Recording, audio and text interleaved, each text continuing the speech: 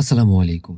Taxation in Bangladesh part এ এর জন্য যে কয়টি প্রশ্ন পড়লে আমাদের সবগুলি প্রশ্ন নিশ্চিত কমন পড়বে। আয়কর নির্দেশিকা ২০২৪-২৫ মেনে এনবিআর এর নতুন সংশোধিত আইন অনুযায়ী সবগুলি প্রশ্নের সঠিক উত্তর লেখা হয়েছে। এ পার্টের ১০টি প্রশ্ন নিশ্চিত কমনের জন্য যেই কয়টি প্রশ্ন আমাদের অবশ্যই পড়া উচিত, সবগুলি প্রশ্ন এখানে একত্রে ১০ পেজের এই পিডিএফে দেওয়া হয়েছে।